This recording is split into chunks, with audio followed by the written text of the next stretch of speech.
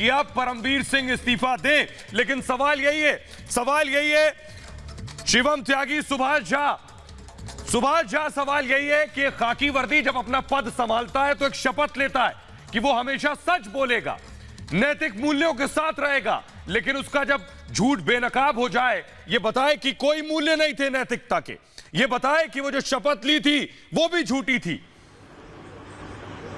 तो फिर इस्तीफे के अलावा कोई और चारा नहीं।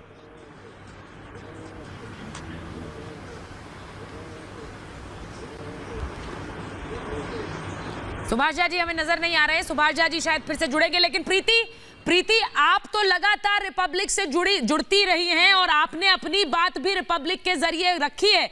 मुझे ये बताइए किस तरह से एक झूठ का पुलिंदा सामने रखा जाता है और सब चैनल उस होड़ में लग जाते हैं इस झूठ को दिखाने के लिए। अब जब सच दिखा रहे हैं तो वो सच को क्यों नहीं दिखाते? उस सच पर भी तो एक प्रेस कॉन्फ्रेंस चाहिए, उस सच पर भी तो एक इंटरव्यू चाहिए।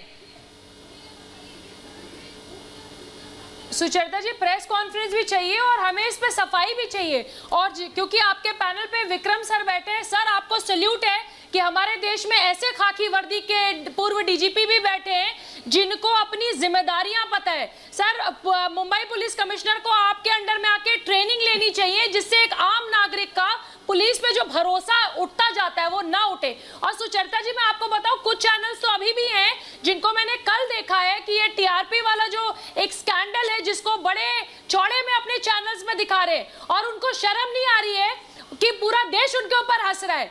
उन्होंने या तो पूरी न्यूज नहीं देखी कि जिस तरह से चमचागिरी करके इतने बड़े पुलिस अफसर ने कुछ लोगों को खुश करने के लिए, सुशांत और दिशा के केस को दबाने के लिए, रिपब्लिक भारत आप सब लोगों की आवाज दबाने के लिए किस तरीके से इस केस में पहले घालमेल किया।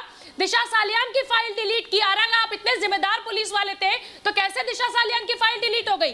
क्यों आपको अर्नब गोस्वामी से प्रॉब्लम है भाई? क्यों आपको प्रदीप भंडारी से प्रॉब्लम है जिसको आप अपने थाने में 9 घंटे बिना पंखे भूखे प्यासे बिठाते हैं?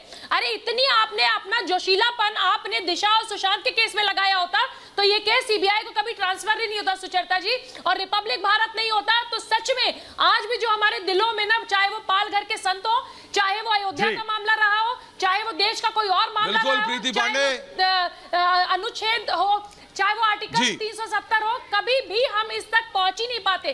सिर्फ रिपब्लिक भारत है जिसके साथ इस मुहिम को हम लगातार चलाते आए। और मुझे खुशी इस बात की है कि सिर्फ देश नहीं, सोहेल, पूरे देश विदेश से आप लोगों को जो इतना ज्यादा सपोर्ट मिल रहा है, लोगों के अंदर प्रॉब्लम ही इसी बात की है कि बिल्कुल प्रीति पांडे, जो आप कह रही हैं और सपोर्ट मिल रहा है, इस समय मेरे साथ है प्रेसिडेंट है नेशनल यूनियन ऑफ जर्नलिस्ट यानी एनयूजे के राष्ट्रीय प्रेसिडेंट हैं रास बिहारी जी, इस समय हमारे साथ जुड़ रहे हैं। सुचरिता, सोहेल, रास बिहारी जी, मैं ये आपसे बोल रहा हूं, जो जितनी बार अर्नब के ऊपर अटैक हुआ, जितनी बार रिपब्लिक नेटवर्क से जिस तरीके से मुंबई पुलिस कर रही है, कोई पत्रकार संघ सामने नहीं आता, क्योंकि ये जो दिल्ली लुटियंस वाले हैं ये अपना एक गुट बना के बैठे हुए हैं। लेकिन इसकी निंदा, मतलब आप इसकी जितनी निंदा करें वो कम है। रास बिहारी जी, नहीं, हमने तो पहले दिन से ही इसकी निंदा की है।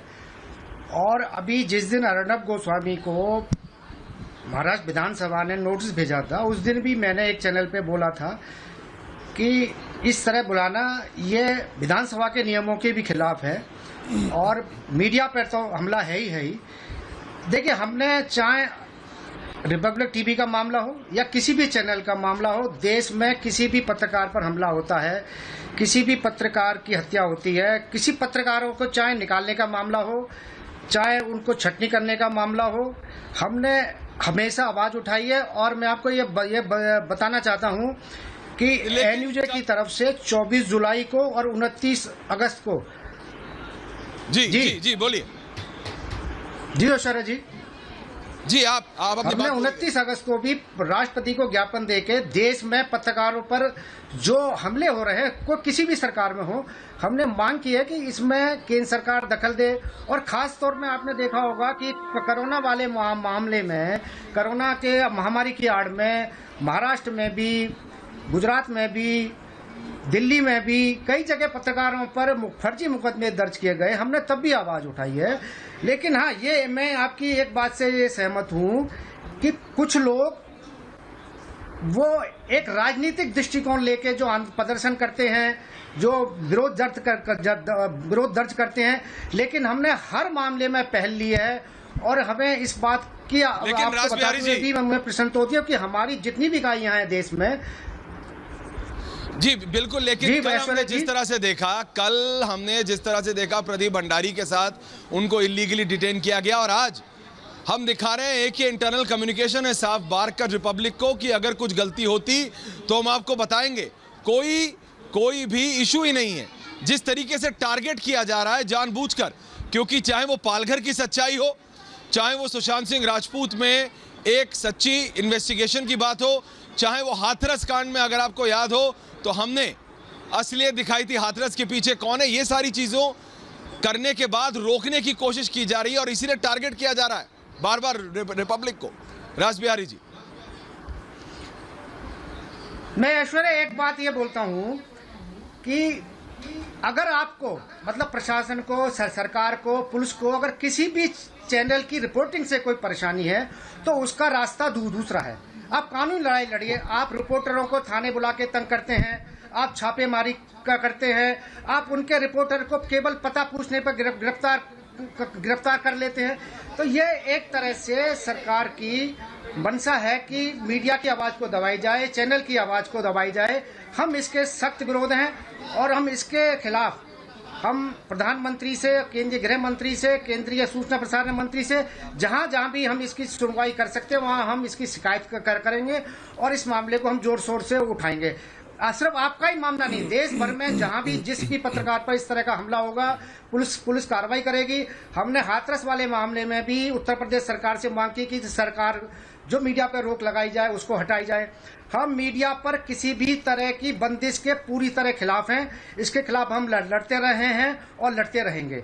जहां जरूरत पड़ी हम धरना करेंगे, प्रदर्शन करेंगे, राज बिहारी जी ज्ञापन देंगे, पार्लियामेंट में प्रदर्शन करेंगे।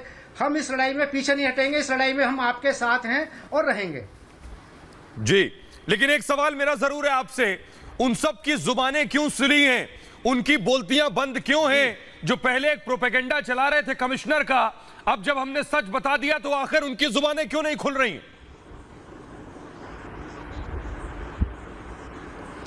हाँ देखिए, इसमें सबसे बड़ी हैरानी की बात यह है कि जिस तरह से एक एफआईआर दर्ज होती है कि टीआरपी स्कैम चल रहा है, उसमें रिपब्लिक टीवी का नाम नहीं होता, उसमें दूसरे चैनल का नाम आता है, लेकिन कार्रवाई होती है रिपब्लिक टीवी पर। यह बड़ी हैरानी की बात है और मुझे लगता है कि पुलिस ने अपना जो एक उसका होमवर्क होना चाहिए था कि किसी चैनल के खिलाफ कैसे उसे फंसाना है, उसमें बड़ी कोई मेहनत से काम नहीं किया जी। क्योंकि वो एक फर्जी केस बना के जिस तरह कार्रवाई करना चाह रहे थे उनका खुद ही पर्दाफाश हो गया है।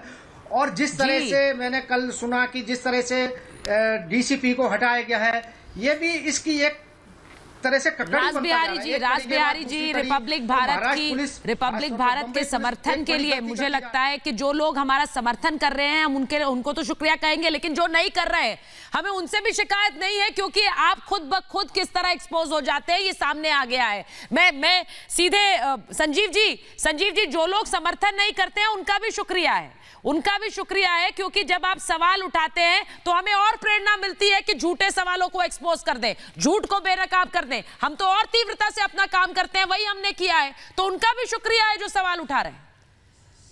ये पत्र सुचारिता, ये पत्रकारिता की ग्रेविटी बताता है। ये पत्रकार के बारे में, उसकी डेप्थ के बारे में बताता है कि वो कितनी गहन चिंतन करके पत्रकार बनते हैं। परंतु एक पुलिस कमिश्नर किसी पत्रकार को जब इस तरह के नोटिस देता है, उसको कटघरे में खड़ा कर देता है, तो उसके लिए कई बार अंतर्मन उसका जो है उसको पूछता है। तो उसके लिए भी गीता ने एक अच्छा सवाल कहा है, आज जो लोग मौना स्वार्थम समीहते, जो लोग मौन हैं उनका वास्तव में स्वार्थ है। स्वार्थी लोग ही हमेशा मौन रह पाते हैं। और रामधारी सिंह दिनकर की वो 2 लाइनें तो बार बार इनको खंगोलेंगी, इनको अंतर्मन से अपने जवाब देना पड़ेगा।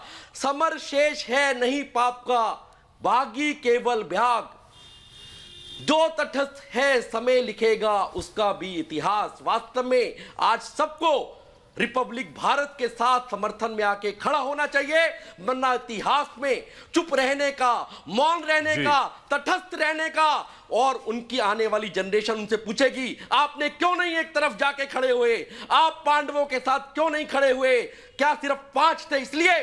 सिंह भी तो अकेला जाता है, उसकी बॉडी लैंग्वेज बताती है। तो इन्होंने प्रूव कर दिया कि हां, आर भारत पत्रकारिता के जगत का शेर है।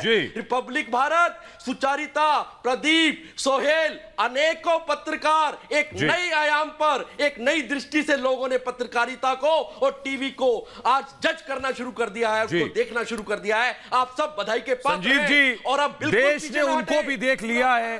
संजीव जी, देश ने उनको भी देख लिया है जो पत्रकारिता के नाम पर झूठ परोस रहे थे। उन बेरोजगार पत्रकारों को भी देख लिया है जो रिपब्लिक के नाम पर अपनी दुकानें चला रहे हैं, और उन वर्दीधारियों को भी देख लिया है जिस वर्दी को हम मानते थे पहनने के बाद एक आत्मविश्वास और शान और एक डिग्निटी जो नजर आती है, परमवीर सिंह ने उसे भी नीचा किया है इस झूठ से। एक छोटे से ब्रेक के लिए रुक रहे हैं, लौट रहे हैं इसी बड़ी खबर पर बने हुए।